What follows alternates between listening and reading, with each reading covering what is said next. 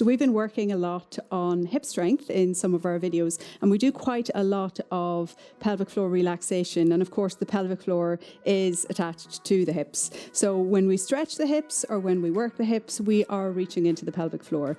Now, we did a video we released it about 2 weeks ago, showing how to activate the lower abdominals and the pelvic floor together. So we're going to hula today, and with that hula, we're going to have that activation. But before we begin with our hula, we just need to prepare the hips for the movement that we're going to make. Now, it's very important that there can be lengthening through the tissues on both sides of the body, as well as the ability to extend and flex the hip. So we need to be able to take the hips, shift the weight over to one side. So we're just going to do this a few times. Place your hands on your hips and shift your weight over to the left side as you lift the rib cage and reach the body over to the right. And we're going to do the same in the other direction. So just preparing the hips for this movement. So you're just going to side a few times.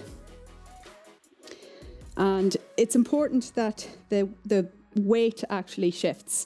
So as you move the hips, that you can lengthen the tissues on the other side of the body. And then we're going to go for some flexion extension, just to start to warm up the hips. And then we can do some little hip circles. So we're going to do number 8. And as you do this, just get nice and loose. Just try to be relaxed. Now, we're not doing our activations just yet. We're just going to feel how this is, and then change your direction. So it feels always clunky in the other direction. So just feeling a little into the hips. We're just getting used to moving the weight of the hips, shifting our center of gravity over the base of support, which when we're standing is our feet. And then we're going to slow this down.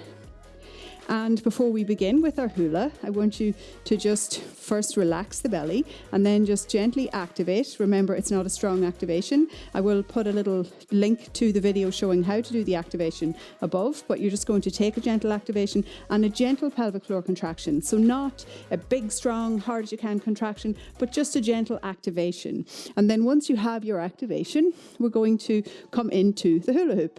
Now, you can see this is quite a circusy looking hula hoop. It is a weighted hoop, but it's not that heavy. But you just have to make sure you have sufficient room in front and behind before you begin. And what we're going to do is make the hip movement. So those hip circles that we're doing, we're going to do it with the hula hoop. So first you just take a little swing and let it start moving. Oops. You can see I'm too close to the wall. So we're going to just make the hip circles. Keep the gentle activation of the core and the gentle activation of the pelvic floor as you do this. And you'll notice that the hips are moving in circles.